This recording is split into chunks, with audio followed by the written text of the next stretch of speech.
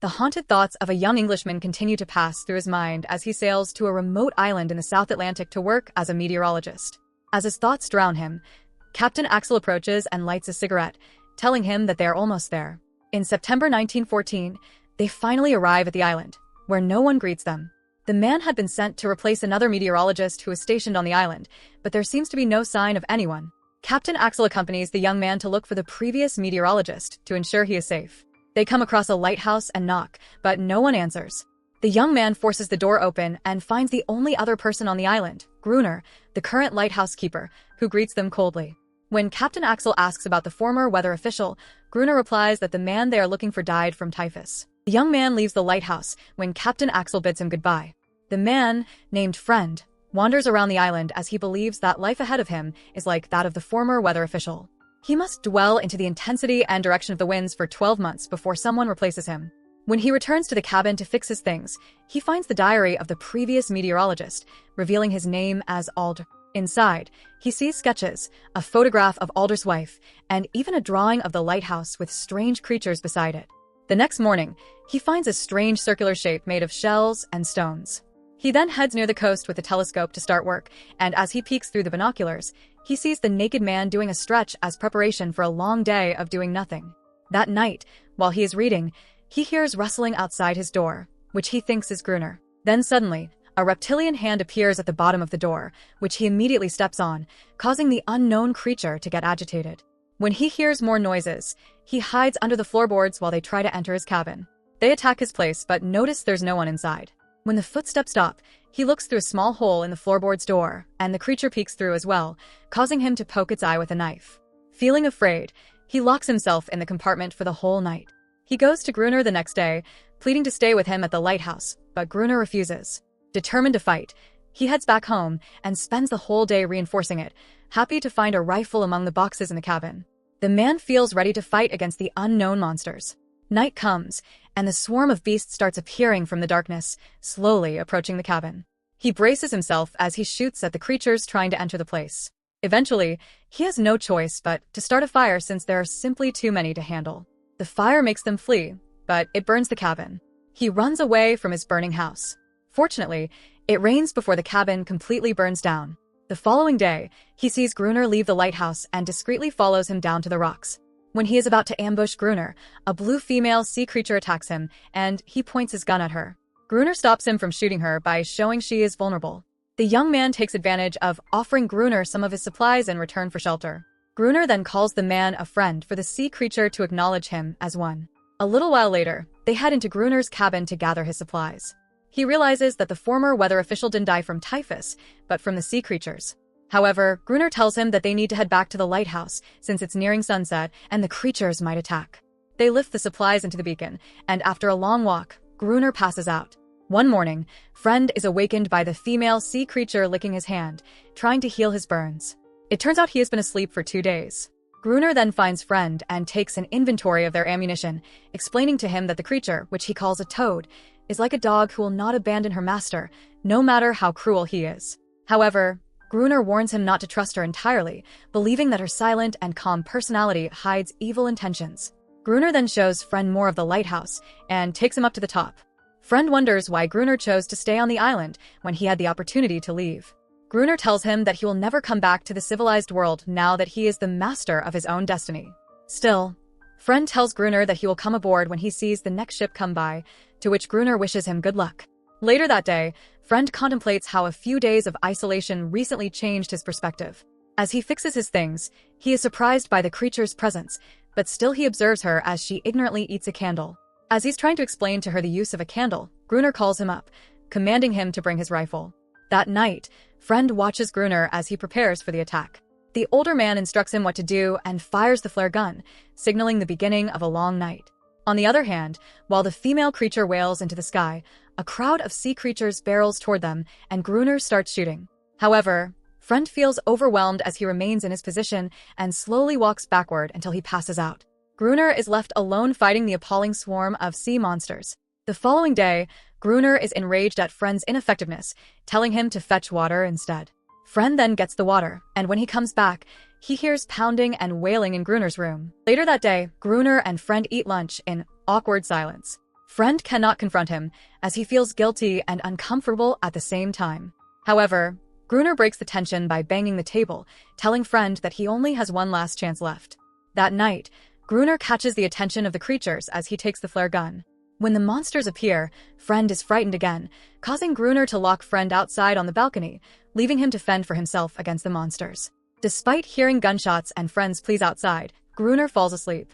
As the sun rises, Gruner is surprised to see Friend alive, covered in blood, gazing blankly at him.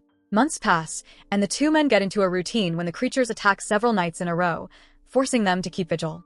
Days are always the same, nights are getting longer, and only nature keeps them sane. They manage to coexist where Friend's everyday task is to fetch water, while Gruner maintains their weapon.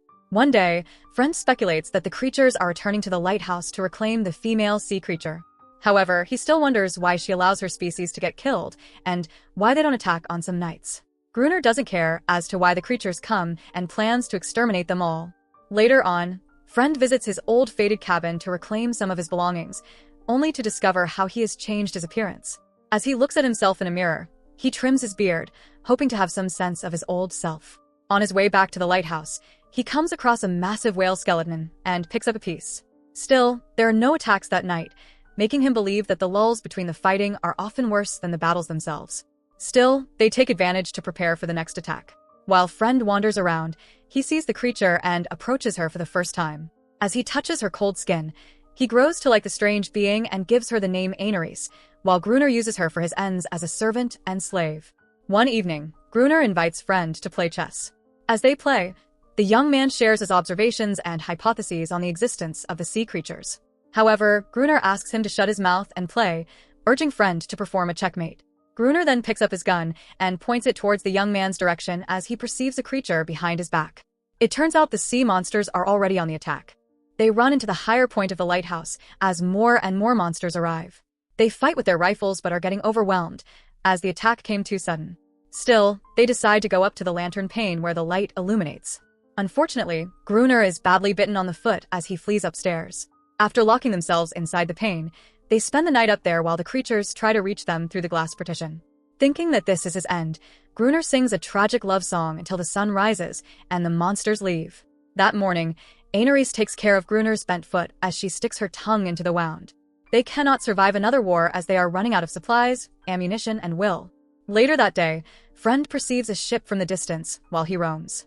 He immediately runs inside to get the flare gun. Afraid of having no one to hate, Gruner restrains Friend as he's about to shoot, pinning him to the ground. Aeneris tries to protect Friend, which enrages Gruner, causing him to walk out with the flare gun. Feeling frustrated, Friend yells at Gruner, telling him that he's afraid to be left behind and fight alone. A little while later, Friend finds a way to communicate with Aeneris by showing her a boat that he carved out of bone, hoping that she would understand. Aeneris then leads him to an abandoned rowboat on the shore, away from the lighthouse. At the lighthouse, the young man tells Gruner about the boat, but Gruner says he knows about it, informing him that a Portuguese man used it to get away from a shipwreck, but the creatures killed him. He also claims that the ship's cargo contains dynamite, but he assumes that they're all waterlogged. Meanwhile, Friend is interested in diving into the shipwreck with an atmospheric diving suit, but Gruner disapproves, telling Friend that what he's proposing is a suicide mission. One afternoon, the young man paints the rowboat with hopes of making it work. He then hears a howling from the distance, only to find Aeneris enjoying a swim nearby. As he removes his clothes, he slowly approaches her as if he's going to kiss her, unbeknownst to Friend and Aeneris.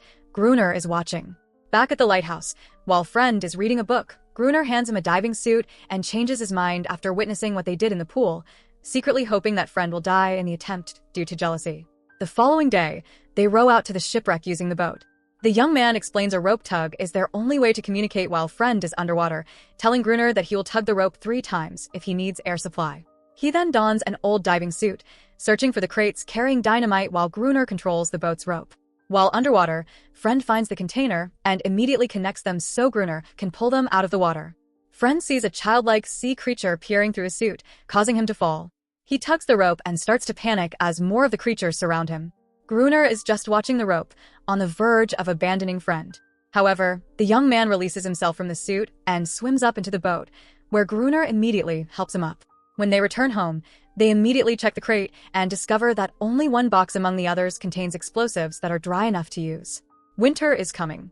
Friend and Gruner devise a plan to entice as many creatures as possible into the lighthouse before detonating the planted dynamite, in hopes of scaring them away. However, that night no one attacked. 3 weeks pass in the blink of an eye, and Gruner is getting impatient while waiting for the big attack. Friend finds Gruner freezing outside, still waiting in desperation for the creatures. Friend asks him to go inside and defuse the detonator for a while. One time, Friend and Gruner are waiting for Aenarys to catch their lunch. However, when Gruner discovers that she brings starfish instead of fish, he kicks her, also blaming her for telling her kind about their plan to scare them. The angry man grabs Friend's shirt, telling him that their new plan is to leave the door open, luring them inside for an ambush. That night, Friend leaves the door open while watching it. Gruner takes the upper ground, preparing to detonate the dynamite. They've been waiting for hours, and it seems like they're not going to attack them. Following Friend's speculation, Gruner drags Aenarys beside him, forcing her to wail, assuming that it would attract the creatures. As he leaves to light a lamp, Friend is attacked by a sea creature at the front door. He manages to get away from them, but more creatures are coming in. He rushes upstairs while informing Gruner that they're now inside the lighthouse. The creatures attack, but Gruner cannot detonate the explosives, causing Friend to sprint to the top of the lighthouse and reconnect the detonator. An explosion occurs, killing many sea creatures. When Friend wakes up the following day, he immediately searches for Gruner and wakes him up. The young man is relieved when Gruner moves and starts singing a song, which he joins this time. Meanwhile, there is massive chaos around the beacon. Gruner uses a spear to finish off the wounded and dying toad on the beach. After seeing one of the dead creatures wearing a necklace, Friend believes that the species are more civilized than Gruner portrays. Gruner grabs the pendant and hurls it into the sea, feeling enraged. Later that evening, while they watch for the next attack, Friend hears Aenarys and several other creatures mourning the loss of their species. Gruner approaches him and explains that he rescued Aenarys as a baby trapped in a net years ago, believing she owes him her life. Aenarys vanishes, but Gruner assures him that she will crawl back, as she always does. Friend seems to regret what they did, but Gruner remains cold and has no remorse towards the creature's death. One morning, Friend circles the stones in the sand and places the carved bone in the middle, hoping to get rescued. On the other hand, Gruner is still preparing for an explosion to continue scaring away the beasts, but there is still no attack. The next day, while Gruner is sleeping, Friend is cleaning up the mess and discovers a wedding photo of the man with the words "love" written 3 times on the back of the photo. He recognizes that the woman in the image is the same as the woman in the diary, realizing that Gruner is the former weather official and that Gruner isn't entirely devoid of human compassion. As a result, Friend erases his day counting, as he understands everything is forgotten, including the very reason for his visit. To work there is no work done other than to stay alive. Friend then goes into the shores and removes the carved boat when he sees a child sea creature suddenly approach him. Behind the child is Aenarys, who appears more confident and bolder together with her troops.